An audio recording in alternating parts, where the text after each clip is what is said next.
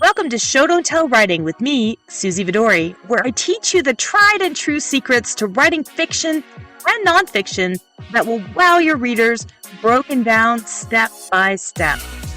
This show explores writing techniques, shows you a glimpse behind the scenes of successful writing careers, and coaches writers live on their pages so you can learn and transform your own storytelling.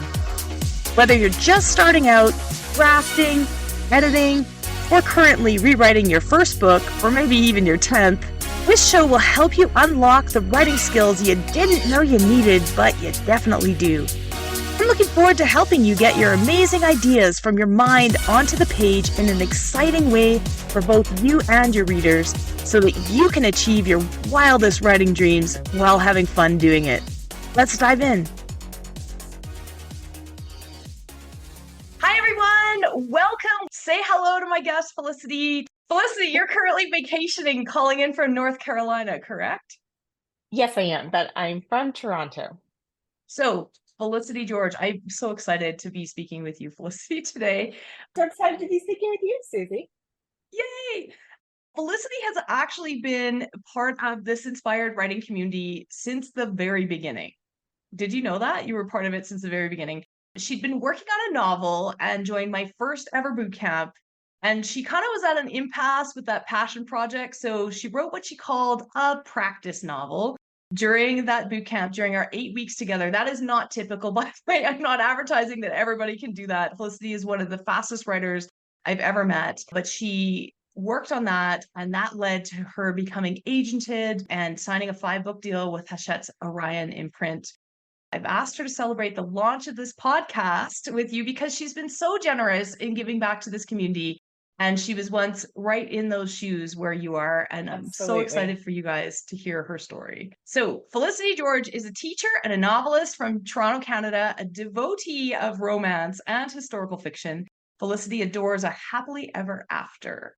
She's the author of A Lady's Risk, A Courtesan's Worth, A Debutante's Desire, Tongue Twisters, right? Which together formed the Regency Romance series Gentlemen of London, published by Orion Fiction, Hachette, UK. Her fourth novel, In Pursuit of a Duchess, I didn't know the title, a Regency Romance murder mystery, also published by Orion, will be available in April 2025, right? That is So, correct. Felicity, Yes. how's it all going? It's going well. It's very, very busy. And on top of that, I have a job and a real life and family and all those other things, but it's always fun. It's always fun.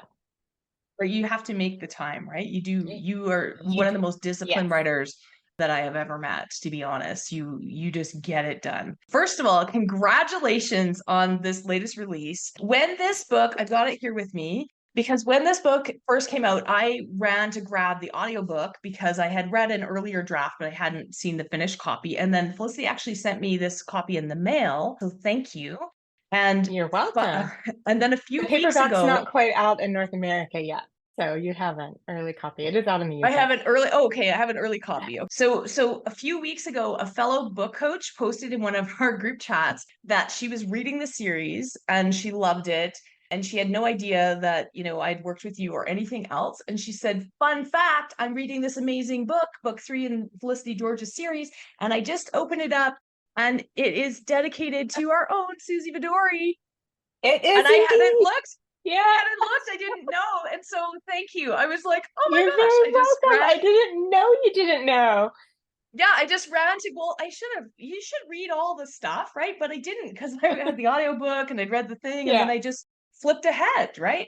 And so this book is actually dedicated to myself and for Jess Bull and also in memory of Annie. So I wanted to ask you, how has community in general, yes, the inspired writing community and your writing group with Jess and all of, how did community play a part in your journey? Oh, it's critical. It's so important to have, even if it's just a small group of writing buddies or critique partners, it's essential. You really cannot write alone. They say it takes a village to do a lot of things, and definitely people, if you look at the back of novels, often authors will say, it took a village to write this. It's so true. There's a team behind every novel. In fact, you look at the back of the Debutante's Desire, one of the things that I love that Orion does is they list a kind of credits for the book. And it's full of people who played a part in that book, from designing the cover to editing to marketing. So of course that's on the publication end, but the writing itself it's simply essential to have some trusted people. That's been a wonderful thing about being part of your community, Suzy. That's where I met a lot of those people. I also met a lot of people at the Twitter writing community, but I will say Twitter writing community is not quite what it used to be.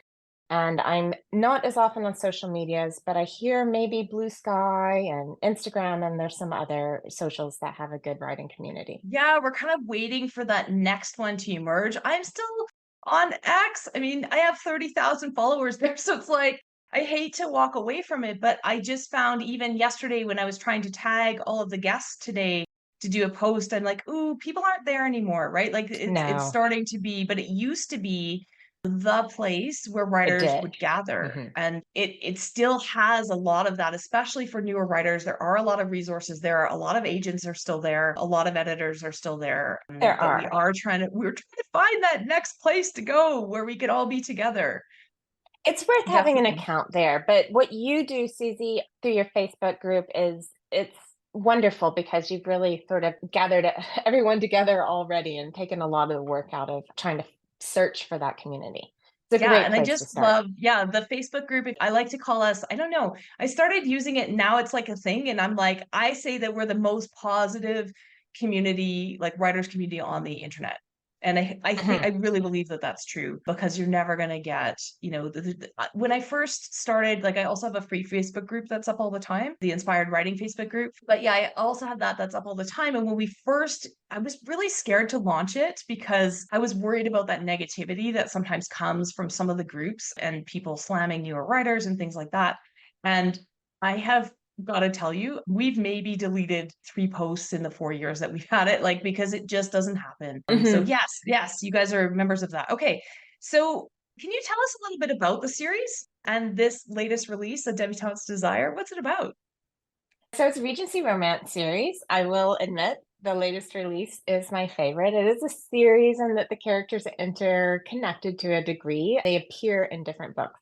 But each book stands alone. Debutante's Desire, it's a romance, but it has a mystery subplot, and I really enjoyed writing that, which is why I decided to step away from my series and write a complete standalone fourth novel next, which is a romance plus murder mystery. So that's been quite exciting for me. But other than that, it's just a fantastic Regency romance. If you love historical romance, it will be right up your alley. It's very much I'm a believer in genre expectations. It's written to genre expectations. It's going to give you all the feels and a super happily ever after at the end, as it should Yeah, be in romance.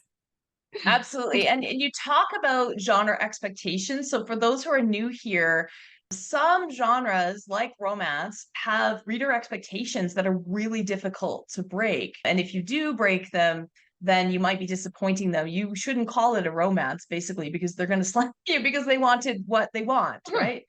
What are some of those genre expectations? Could you just share with us what that sounds like? Like what do you mean by that?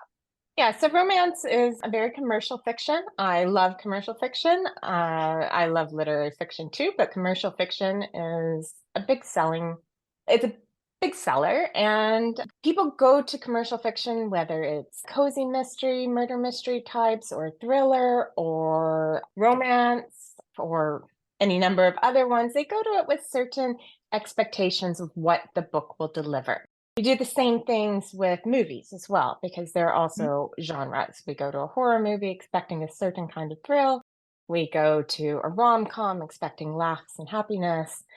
So it's the same with books. The genre expectations for romance is that you will typically, how shall I say this?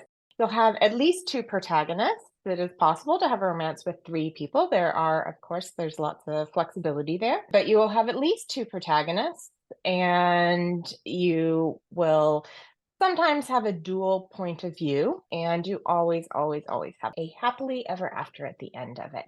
If you want to write a love story with a tragic ending, that is certainly fine. It's simply not romance genre.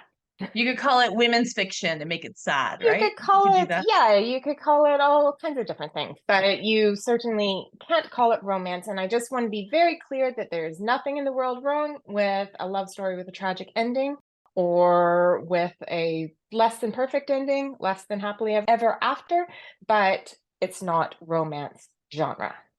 Yeah, exactly. And what happens then is you've almost got by calling it romance, you have a contract with your reader. You have a And the contract. same, yeah, the same thing kind of happens in many genres, but romance and mystery in particular have very tight rules and reader expectations around that and plot like beats that you need to hit. And so when Felicity Absolutely. actually mapped this one out, she used a combination of the inside outline, which is what I teach and is by Jenny Nash, but you also use Save the Cat to make sure that you had all of those beats. Can you tell us about how you mapped this one out and what you did? Yeah, so I always use Save the Cat. I think if you're going to write genre fiction, it's an excellent place to start. And it's a great book. It's Save the Cat Writes a Novel. That's a great book because it gives several different genres in it, not just romance. So Save the Cat, if any of you are familiar with it, is so I'm trying to think how to say it. It's a story structure. That's the word I'm looking for. Story structure that's used in many, many, many movies. Once you learn it, you can recognize the beats as they happen. I can always pause a movie now at midpoint and know that I'm at midpoint because midpoint always has a false climax that either has a false high or a false low. And you have certain things that happen at the beginning, including your inciting incident and your break into two when your protagonist enters a new world, either figuratively or literally or both. You have a midpoint that has a very specific beat, and then you go to the second half of Act Two. It is a 3-act structure. Second half of Act Two, where you have what the bad guys close in. That's where your poor hero is being tested again and again and again. They're going to have a dark night at the soul at the end of that, where it seems that all hope is lost before gathering the troop and going into the 5-point finale. That's all in the book, and it's just fantastic. Almost every movie follows that, and most genre fiction books follow the same story structure. Absolutely. Absolutely. Okay. So let's back up a bit because we're here to Hmm. talk about your journey and No, how right. you got to where you are today, right? And you didn't actually set out to write a romance initially. You were writing women's fiction or historical fiction, right? I So can you was. talk a little bit about historical fiction and why that was your love and how you came about writing Regency Romance and how that all happened? Yeah, so it kind of comes down to my decision to try to achieve traditional publication. And that was a personal choice. It was something that was a goal for myself. I wanted to see if I could do it. I wrote one novel, very much my passion project, as you say, Suzy, and I realized it didn't fit into a market niche. And the difficulty when you're looking for traditional publication is that you really do need to fit into a market niche. And some people can feel that that really restricts their creativity. Those are always personal decisions to make. I decided that I would go ahead and let my creativity flow within a very structured format and trying to fit into a market niche. I know a lot about the Regency period. I am a Regency reenactor. I love long 18th century, as it's called. I read a lot of historical fiction. Since my historical fiction was set in the 1790s, it really wasn't a big jump for me to move into writing a Regency romance that was set in 1810. All my series is set between 1810 and 1820. So So that's why I decided to choose that period when I decided to jump into genre romance in order to achieve traditional publication. and can you tell us a little bit about, you said it's called reenactment or Mm, Regency reenactment. I want to hear about that because in our conversation with Jenny Nash, also during this podcast series, we talked about bringing what you love and what's interesting and what's unique to your writing. And so, yes, you're mhm, writing genre romance and following a structure, and yet you're bringing something that you're actually really mhm. interested and knowledgeable about to that nobody else could do. Can you tell us a bit about this reenactment? Because I see the Facebook posts, Yes. I see the photos, it's amazing. Go check out Felicity's profile if you want to see. Yes, so I do think it's very important to play in your writing, or to feel like you're playing, or feel as if you enjoy being in your world for whatever reason. So I don't know, Regency reenacting or any kind of social history is very much my happy place. It always has been. Drama is another one of my happy places. I teach drama, theater. They all sort of fit together when it comes to reenacting, because in reenacting, you dress up in historical clothing and you sort of become a living museum. I do it a lot within the Ontario fort, the Georgian forts that will have living history days. But I also do it just for fun. There's a large group of Ontario reenactors. We all get dressed up and we have balls and parties, and it's wonderful. We get together, we do dances at the time, we eat like recipes, the historical recipes for our dinner. Some people will play the footmen. It's great fun for me. It's a me thing, but it's great fun. So when I write my books, I can really tap into this. I can also tap into my theater background and bring that out in my novels. And that's a great deal of fun. I think that's important for anybody. Writing something that you enjoy is important. Yeah, definitely. And I think there's been such Mhm. a resurgence. I mean, you've been doing it longer than this, but there's such a resurgence and interest in the Regency period with Bridgerton and some of the other books and movies or miniseries that are coming out. And so do you find that it's increased in popularity since you started Oh, because of that resurgence? absolutely. Yeah. Absolutely. And probably there's maybe a little bit too much of it now. And that's where I'm going to mention another thing about traditional publication. Without exception, there is always an element of luck to getting an agent and getting a publishing deal. Some of it will have to do with timing, being in the right place at the right time. And I do think that I kind of lucked out on that. I had started my historical fiction that was set in the 1790s well before Bridgerton came out. So it wasn't even on my radar that there might be a television show that was a Regency romance, much less that it would be very, very popular. When I finished my historical romance, my passion project, Bridgerton had just come out. And when I was looking for beta readers, people asked me over and over again, is it like Bridgerton? Is it like Bridgerton? I was like, oh no, I'm really sorry. It's not. It's not a romance. It's not going to give you the same feels. It's more or less set in the same time period, but it's not really the same. But so many people said to me, is it like Bridgerton? That was one of the reasons I thought, it seems that people are wanting something like Bridgerton. They enjoyed it. It was early days of the pandemic. That was a big deal when people were all housebound, and that when that show came out. As Suzy said, I write quickly. I certainly wrote my I guess my second novel, but technically my first published novel. I certainly wrote that very, very, very fast. And Mhm. I had it ready to query a couple months after, like very much still in the height of Bridgerton. Yeah. And that was a coincidence, really, I suppose, sort of. It was definitely a timing thing. And so it got snapped up pretty quickly. I didn't query for very long at all. And I didn't query to very many people. Yeah, so I do think there's an element of luck, although I don't think it's dependent on luck alone. And I could talk about that if you wanted to, but Yeah, it's not definitely, only because we're luck. here to talk about to talk, a lot of the writers here want to know how that process goes. And, there's lots of different choices out there. And if I remember correctly, when you had finished that practice novel, you were calling it still, right? And you were like, well, I'll query it for a bit, but this one I Hmm. could maybe self-publish or I could do something. And I was like, no, Hmm. it's actually excellent. You've got a really good shot. Like, go for it. And you queried at the same time as you were submitting direct. Do you want to talk a little bit about that? Because there was an open call that you answered, right? Yeah, so I was querying to agents at the same time that I submitted directly to one publisher, which was in Hachette, and it was one publisher that accepted queries from unagented people. But everything ended up happening in the same week, and it happened around PitMad, which used to be a Twitter event in which you could pitch a book. Everything happened to me. Actually, I feel like it was within a couple days, and I got two It was so offers exciting. of representation and the offer from Orion all at the same time. I actually consulted with you, Suzy, at the time, whether I Yeah, should you take did. an And we were agent or texting. if It I was like shouldn't. late at night, and I was like texting back and you like, Hmm. okay, because you're dealing with the UK. Now this is coming Hmm. in, and this is coming in. It Hmm. was super exciting, and you were really smart about it, and you ended up, with exactly what you wanted at the time, right? Like, Exactly. so Yes.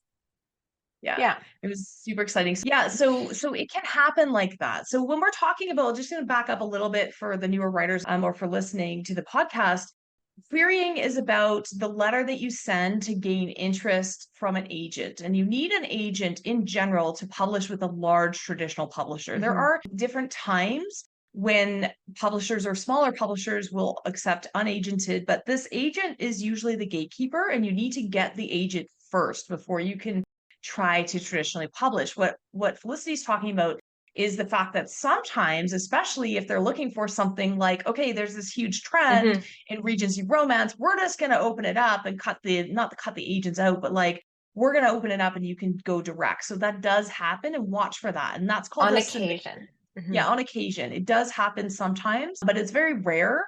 And so you did the research and you found that there was this one spot that you could send it, and Mm-hmm. that's what ended up happening. And then you were able to choose your agent and do all of that at the same time. And Mm-hmm. then your agent ended up representing you for that deal in the end. Yes, which Um, I was really glad of, especially with 5 books in that deal. It yeah, was good to have exactly. somebody in my court. Exactly. And somebody that's going to help you. I mean, an agent is amazing because they will help you with lots of things in your career. And I'm sure you have an amazing agent. And I'm sure that she helps you, talk about this big shift from romance to, not a big shift, but is a shift from romance to murder mystery, right? And all Oh, of well, the those murder things. mystery is Have, still a romance. It's primarily yeah, a romance. It has a murder mystery subplot, but yeah, yeah, absolutely. But all of those shifts are things that you could talk about with your publisher, with your writing absolutely. groups, with your agent, with all of that, and work on that. Okay, awesome. I can That. go So back to that point that I was yeah, saying about luck, and it's not yes. entirely luck. So when it comes to querying, you need what I didn't fully understand is what agents mean when they talk about a hook. I didn't fully understand that. I think I understand it a lot better now. It so happened that I had a hook, but I used to think, and some of you may be way beyond this point and already understand this, but if there are any of you who don't quite, hopefully this will be helpful. I used to think a hook was something exciting that happened in the first pages of a book that hooked a reader. That is It sort of can, like, true. people say that, yeah, but not what you're talking about. That's not quite what you need for a query. So most agents, not all agents, in fact, my agent is an exception. She told me once that she loves to read the pages first, but most agents will actually start with the query letter, which means you need to hook in the letter. And the hook that they're talking about in those letters is, as best I can understand, it's the marketing hook for your book. Where does it fit in? People want to read books that they have some kind of connection to. So even if you're reading literary fiction, you might choose, let's say, oh, I don't know, let's say you read The Gentleman of Moscow or something like that, fantastic historical fiction, pretty literary, or you might have read All the Light We Cannot See or They Cannot See, something like that, very popular literary fiction. Books would be books that come after that. You might be inclined to read other books that take place in France during World War II, or that take place in Russia right after the revolution of 1917, I think. So those would be hooks. Those would be things that would hook you as a reader before you even open up the first page.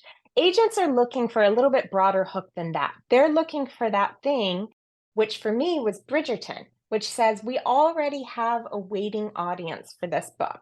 So when I queried a novel that was like Bridgerton, people were saying, oh, yeah, we already have millions of people who are watching Bridgerton who will want books like this in the upcoming months because they have to wait a year or two or however for the next season to come out.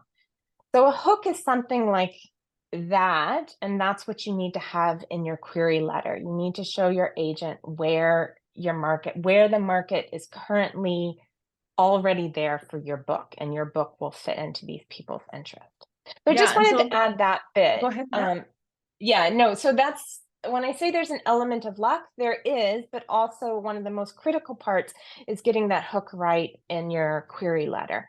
Then they'll look at your chapters and actually, read your chapters Yeah, that you submit. absolutely. And Alyssa's asking in the comments, is that where Mhm. comp titles come in? So It is. I don't know if you want to talk about comp titles for a moment, because did you actually use Bridgerton as a comp? I bet you didn't. Do Well, you I remember? didn't per se, not Because it's so exactly like big, that. My right? comp was actually very, very simple. People say use a comp that has been published within the last 2 to 5 years. And as a general rule, I do think that that's really good. One exception is Jane Austen. Jane Austen died 200 years ago, but it does not matter because she has so many followers. And so all the entire genre of Regency fiction comes from Jane Austen fans. They are actually still in the millions. That's why you have so many festivals around Jane Austen. You have so many movies that come out, television shows, spin-offs, fan fiction, et cetera, et cetera, et cetera, and the entire genre of Regency fiction as well, including Bridgerton. So my comp was actually, I wish I could remember the exact sentence for you, but it was something like a Regency romance reminiscent of Jane Austen, but with the steaminess of Julia Quinn, I think is what I said. It was very Yeah, I simple. think that sounds. Yeah. And it worked. I remember my commissioning editor saying, I loved this comp.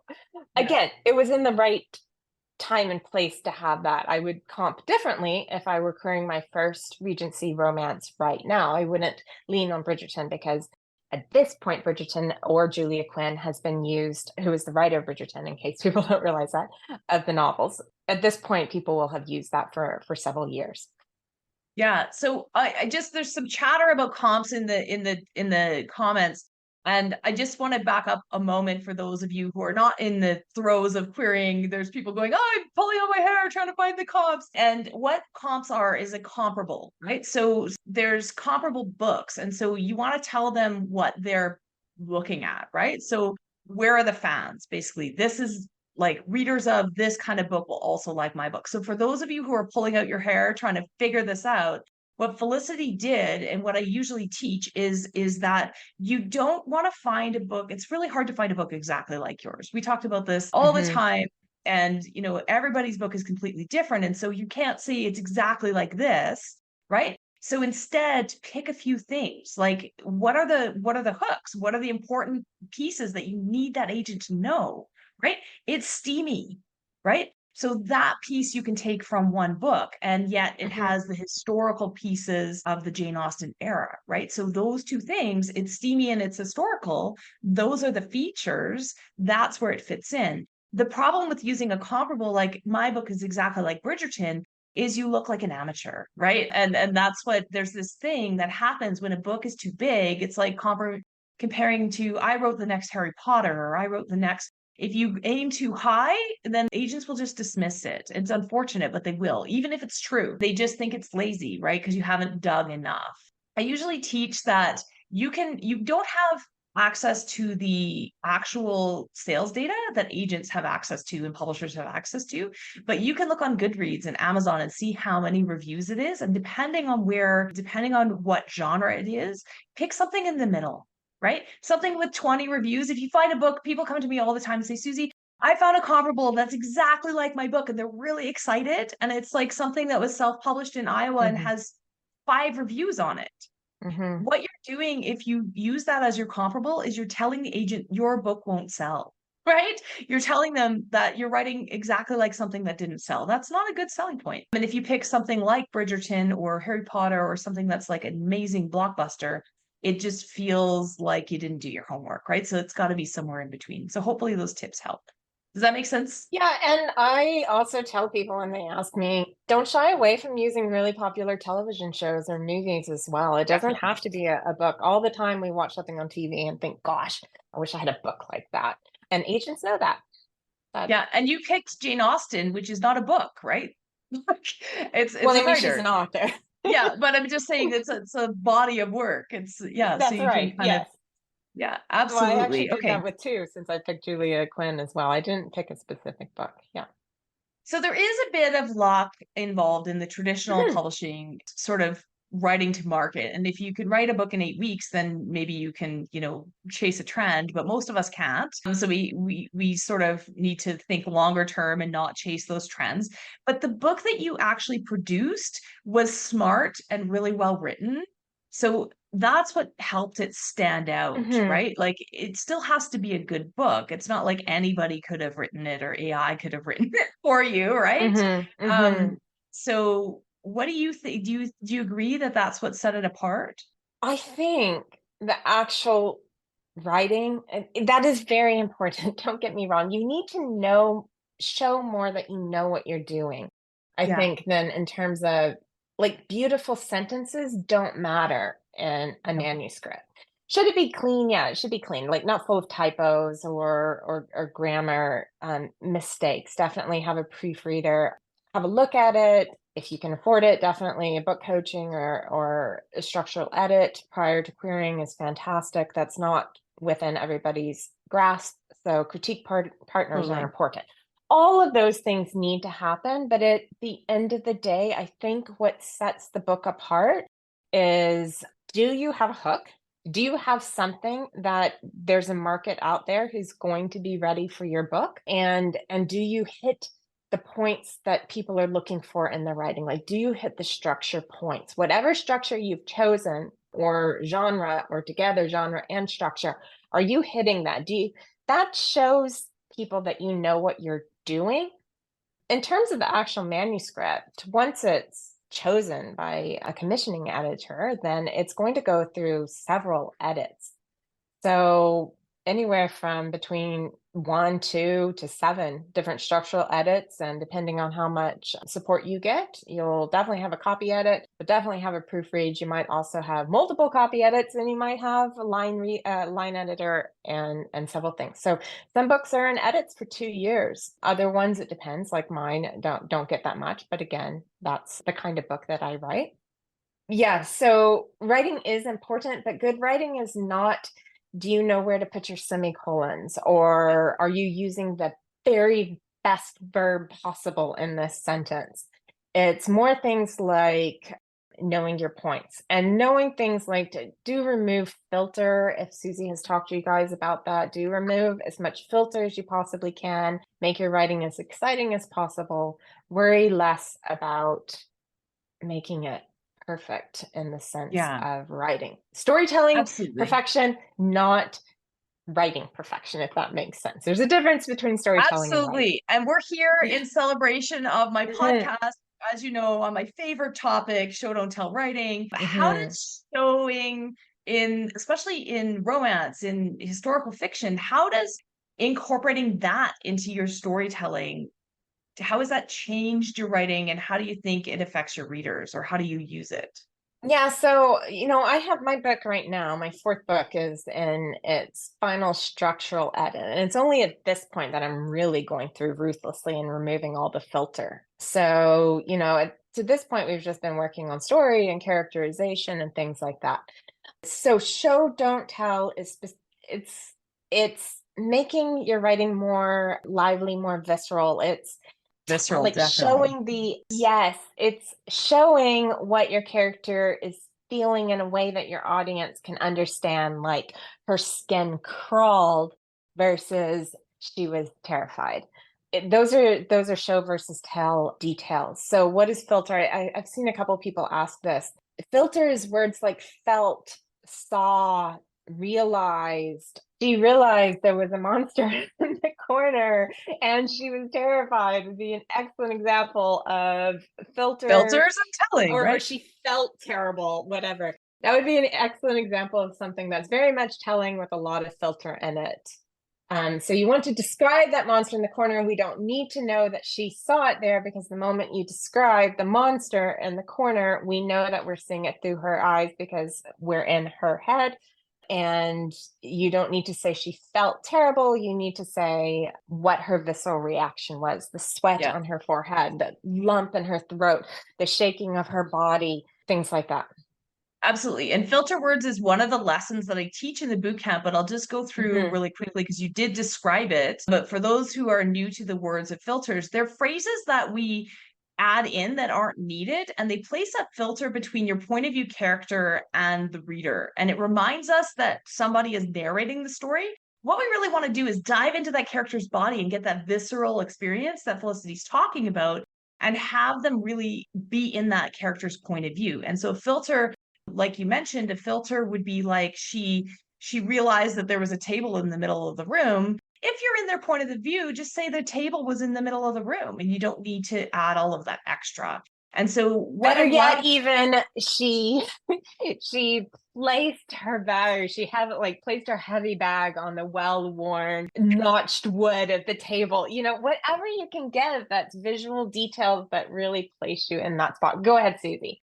Yeah. no, you're absolutely right. And I love that you shared that because you basically shared that in your drafts, you don't worry about it, right? Your first drafts are not going to be perfect. And then you go No. through and methodically kill those little phrases. And that's what I teach people how to do, is not to write it perfectly the first time. They're Mm-mm. going to creep in. But then there's a list of words: search and destroy and get rid of them. It can actually tighten up your word count. Many new Oh writers yeah. that I talk with have word count bloat, right? It happens. And one of the ways that you can actually go through and tighten up your manuscript without changing anything about what happens is to delete these phrases, which are 3 or 4 or 5 words, right? And it can actually give you thousands back depending on Mm-hmm. how much you use them. I am cutting words. Every word I cut at this point is just glee. You get to a point in editing, and this is who said this phrase? You know it, where it's not about what you can add. The point when your novel is finished is when everything that can be taken away has been taken away. I'm not yet at that point, but I'm getting there. Fortunately, I still have copy edits to go through, and my copy editor will help Well, and too. to make sure that everything that you've added, I mean, we're making up really boring examples here, but they're good because it's exactly what we're saying. When you're making it up, it's going to be boring the first time there was a table. And then Felicity's like, come on, Suzy, you can do great. Have the character Absolutely. interact with the table because everything that you include, you want it to do more work. And what that does is if everything that you do include in your scenes does triple, quadruple duty, right? Double at least. You're showing us, this is part of show don't tell, you're showing us something about your character, something about your setting. You're not just describing something in a boring way. You need less words. And Mm-hmm. your reader will be so immersed and so challenged to figure all that out and to piece it all together. It's going to feel like brilliant writing. So yeah, so thank you for those gems and sharing with us what you Oh, work on those revisions, right? when I queried my first novel, when I queried A Lady's Risk, I was so careful to remove every single word of filter I could find. And then I went into structural edits and I had to change whole chapters. Yeah. So that's at this point, I know like the fine tune editing, I don't even wait. I don't even do it until I've been through my structural. I would have been embarrassed with my first novel for my editor to have seen it in the condition I give her novels now. But I know that she's going to like rip apart bits and pieces that she's going to want me to change, and whole chapters might go, or whole sections And will be how do you feel rearranged. about that? How do you feel about that? Because I think, in choosing which publishing route to go, if you're going this traditional route, you need to know that you're gonna have to take feedback, right? It's part of the process. How do you feel? How did you feel at the beginning when you got feedback like that? And how do you feel now about it? Do you Well, just take Susie, it and as say, you like, know, I I take feedback well. In fact, I don't like it when somebody like I don't love it when my editor, she's very check, sweet. All exactly. editors are. They'll be very sweet about saying, "Oh, this is so good," and they'll give you a nice happy sandwich where you have compliments, and then in the middle you'll have all the things you need to work on, and then you'll end with compliments. And I'm one of these people that I'm like, I don't even want the compliments. Don't even put them in there. Just tell me what needs to be changed because I believe edits are where the book comes to life. But that being said, you don't have to have an editor to query a first novel. Those other things I talked about.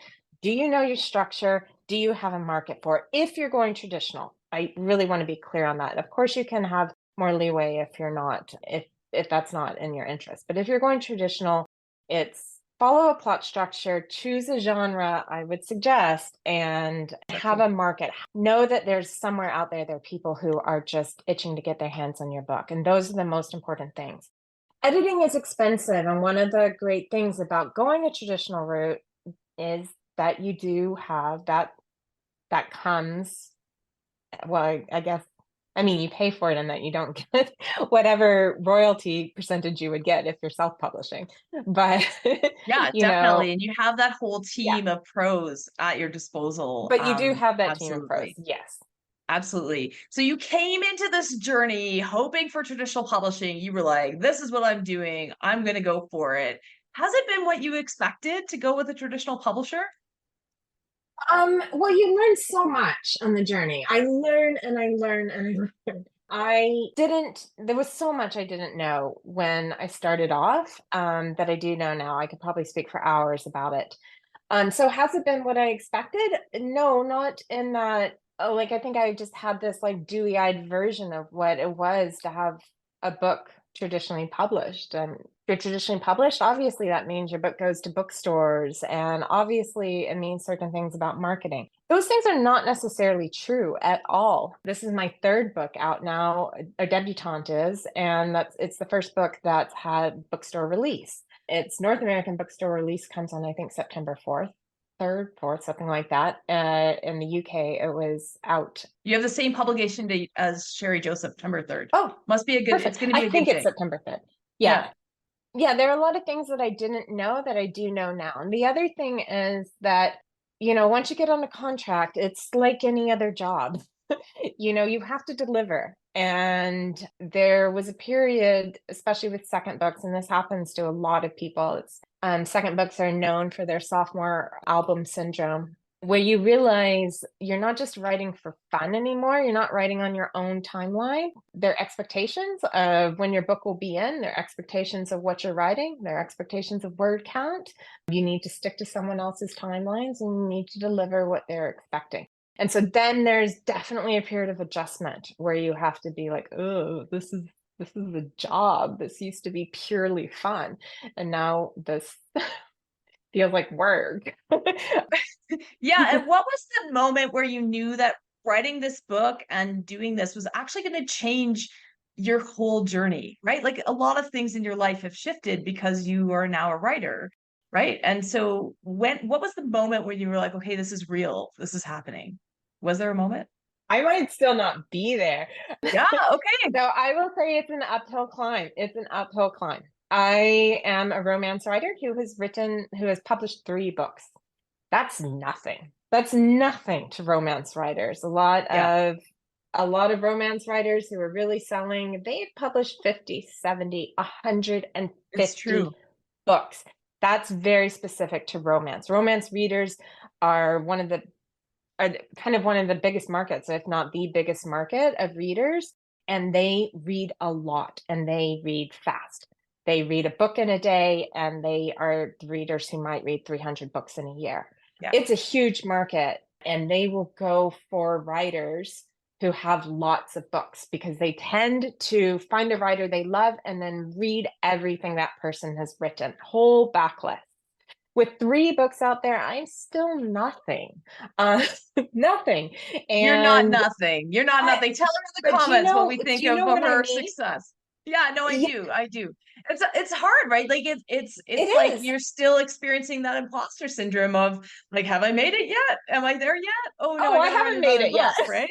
Yeah, I I got haven't to made it write yet. another book. And I don't always know if I have 50 books in me, but I know I'm in here right now doing what I'm doing. And it's definitely been a journey that has taught me a ton. And I have a lot of satisfaction from knowing this was always a life dream and that I went for it. I went for it and I achieved it. Yeah, absolutely. Okay, so before we shift to quick Q&A, what's your best writing advice for all those on the call that are working on a book right now and hoping to be, in your shoes or in their own shoes in their Yeah, own yeah. journey, Their right? own shoes, their own journey. Yeah. Share your Yeah. work. Don't be frightened of sharing your work. You've got to share your work. It's terrifying at first, but don't leave it close to your heart. And then, second, but related to that, I would say hear what people have to say, even if it hurts. And the first few times, it's going to hurt because there's always going to be criticism. Nobody writes a perfect novel the first time. Nobody writes a perfect anything the first time. And share with people who read your genre or have that interest. And if they lose interest in your book, it's not them. It is, in fact, your writing. And I hate to say that. That was so hard for me to learn. But just If your beta know readers that, don't return it, that's your yeah, answer. Yeah. That is your answer. Yes, people are busy, but also when you have a good book in your hand that you can't put down, you forget about the other things you have to do in your life. We all do that. Or a great television show on that you just have to binge watch all 8 hours of the moment it comes out on Netflix. So share your work and listen to the feedback. Yeah. It gets Okay, so easier. It gets so much easier. amazing. I'm just going to ask, we've got about 8 minutes. I'm going to ask you a couple of questions. Okay, so this is from an anonymous. Somebody didn't use their name, but that's okay. In terms of a series, how do you make a subplot or an important thread that you don't want to be resolved in that first novel, but rather in the sequel or closer to the end of series? So can you leave a thread open and not resolve it in that book one? Big question. Well, if you're trying to achieve traditional publication, I'm going to answer with that sort of filter on. Please. I would suggest not making sure that your novel stands alone as is. The way I queried my first novel was this is a standalone novel with series potential. I had a 5-part series planned for that per my 5-book contract. And I do have an open thread and Debutante's Desire. Nobody will ever see that it's there. But had I taken that series through all 5 books rather than deciding to veer away from the series, because there are pros and cons to writing a series, and I want to explore pure standalones while I'm still under that contract. If I had completed all 5 books, that thread would have been finished with book 5. But the way I've written it, it's not an obvious thread, and nobody's going to know that it's missing. So I hope that that helps. I wouldn't query a novel with an obviously open-ended ending that has to have a sequel as your first novel. I would leave it a possibility, but publishers love it when they can publish something standalone. Even if they take you on for 2 books, they may decide after your first book is out there, if it's not selling the way they hoped it was, they may decide to ask you to write something else for the second book. So for a brand new debut author, I would not suggest something that has to have a sequel. Yeah. I hope that helps. Awesome. And if you're doing that kind of open-ended, that can work really well in a self-publish. I'll just answer it on that side because Absolutely. you Yeah. can do it much more quickly and you can control that. You can put book 2 out 6 weeks after book 1 and get that momentum going. In the traditional world, typically you're looking at least 9 months on a very quick scale At or 18 least. months, right? Like, but Yeah. I'm saying even like crazy prolific, like fast things, it's not fast. So to make your readers wait, you're going to lose them. Okay, so I also have another anonymous. Could you please explain what a Regency romance is? I didn't know that there were subgenres. So, like, maybe just talk about the fact that there's subgenres of romance for a moment, because there's a lot of Oh, different there's genres. so many subgenres of romance. You have queer romance, you have historical romance with all different time periods, you have paranormal romance, you have romantasy, which is romance and fantasy put together. You might have monster romance with witches or minotaurs or aliens. Ice Planet Barbarians is an excellent example of a fantastically successful self-published author who writes monster romance. So within historical Monster fiction, romance.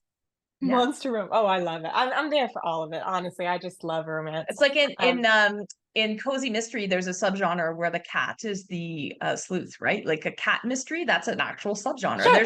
There's all these neat little pockets, and if you Mm-hmm. are interested in that, there are readers waiting. That's the cool thing about writing to those subgenres is there's reader groups waiting, right? Mm-hmm. Mm-hmm. An audience already One of waiting. the sort of most of you probably haven't heard of her, but one of the sort of mothers of historical romance is a British writer who started writing in the 1920s called Georgette Hare. And she, even before Barbara Cartland, even before other super famous romance writers, Georgette Hare wrote her books to mimic Jane Austen, except she didn't have like open door sex scenes, but they were kind of a mimic of Jane Austen, but a little bit more swashbuckly.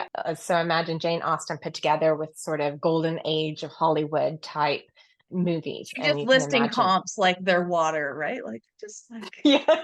I love it. Yeah. So From her, probably she was definitely one of the mothers of sort of historical romance. And that's why probably Regency Romance is probably the largest category of historical romance. But there's also medieval romance, there's Scottish Highlander romance, historical romance, there's Victorian historical romance, there's tons of different subgenres of historical romance. Awesome. Yeah. You could Mhm. probably go on all day. All day. Um, but we'd probably still miss some. I want to just ask Yes. one more question. So John asked, given that the plot remains the same in a cozy mystery, would having the setting based in the US give a book a marketing advantage over, say, having it set in Canada? I'm asking you this, and I wanted it to be specifically you because he's asking it of you because it's important, right? And your books are clearly not set in Canada or the US. I know. Oh boy. The Canadian author They're set in issues. England. For those of you, Um, Regency. For those of you who aren't Mine familiar with the genre, are, they're in I have a England. contemporary romance that I'm sort of playing around with, but I have a British agent. So my contemporary romance features one Canadian and a British person because I write to a British audience. Yeah, so unless you're going to get a Canadian agent, and there are not very many of them, some kind of a US hook is good. That being said, Americans in general do love to read about Canadians. In fact, I know romance so well, so I'll give this example. There's a current trend right now of a Canadian hero with an American heroine in contemporary romance. So a pairing of those two. And those books are sometimes set in the US, they're often set in Canada. But again, there's like the American element to it too, so that the American readers, typically a woman reader in this case, would have something to hook onto. So it's not completely outside of their experience. So you might have a Canadian sleuth in the US, you might have an American sleuth trying to make it work in Canada. He said murder, he said He mystery, said, yeah, right? he said cozy. He said Yeah, cozy. cozy. Yeah. Cozy So mystery. it helps a little bit. You might have something cross border a little bit. I don't think you have to go all out and must set your book in the US with an American sleuth. But if you're trying to sell to an American agent, have something that American audiences can identify with, would be my suggestion. Helena said it's all those ice hockey romances, and I really Yes, identify hard with that. It's a they're like not all though. I read one that I've watched wasn't a sports romance. It was fantastic. I've He was like watched a, uh I've watched a few Hallmark movies with my kids. We watched a lot of them during the pandemic, and they'd be like, I had like simpler names in The Dark Knight of the Soul. Oh, it's the big misunderstanding. Like they were like yeah. picking out the plot points. And it just drives me nuts because hockey in particular, they try to throw into a book and it doesn't make sense. It's okay, this is for the Canadians out there. The guy kept saying he wasn't getting enough rink time. And for those, Felicity's laughing. So for those who've got kids in hockey or have been exposed to the sport, that doesn't make any sense. So it means that you're benched. He was meaning to say that he wasn't getting any ice time. I'm not getting enough ice time, is what you say. You don't say I get enough rink time. So it's like one of those things where I think it maybe was right, and then an editor came along and said, "Let's change this," and didn't really understand the game. So that's my ice hockey story. Okay, so I also wanted to say, on a Canadian standpoint, if you're setting a book in a country that isn't the largest market in the world, make sure it's for a purpose and make sure that you're bringing us there. Like in Regency Romance, it's there because it's like the Regency era, right? This is everywhere here in North America was sort of just a blink of the eye at that time, or at least my house didn't exist, those types of things. But in England, that historical period was very vivid. And I'm just thinking of Carly Fortune, who writes books, the romance, women's fiction romance set in Canada, and they're really cool. Her latest one is actually set in PEI. Mhm. And I had the chance to meet her last month. So there are people that are doing it, and her books are extremely successful. But it Absolutely. has to serve the story. There has to be a reason. So choose wisely, right? Choose wisely, and as a general rule, if you're going traditional publishing, don't break too many rules when you're creating a debut novel. Rule breaking can come later if you want to, and That's a if you're whole other successful. topic, right? That's a Yeah. whole other Hmm. topic. Amazing. Thank you so much. I know that how You're busy so you are welcome. and under deadline, and you made the time to come and be with us today. Thank you so much, Felicity, for coming on You're today so welcome. again. Anytime. And we're cheering you on. And Thank you. um, yeah, go pick this up. We'll drop some links. We didn't have all the books here today because, as she mentioned, they're not all in North America distributed easily right now yet, right? Are they But coming? that one is currently on a North American 99-cent deal on Kindle, Nook, and Kobo, all of them. Ebook. So Okay, it's go a pick it great up. deal, and it's A warning currently for a those Barnes of and you. Noble bestseller. A warning for I those had of to get you that who are new to romance. It is a spicy book. So I'm just going to put that That's warning not out a there. warning. Don't come back to me and be like, oh, okay. But yes, pick it up. Let us know what you think. And Felicity, where can we find you? Where can readers Sometimes on find you in your Twitter. books? You can find me on Twitter. You can find me on Instagram. When I am in editing caves, I'm not on as often. That is currently the case. But definitely, if you'd like to follow me, I'm most often on X, and I think I'm F George Romance, I think is what I am. Thank Take you. care.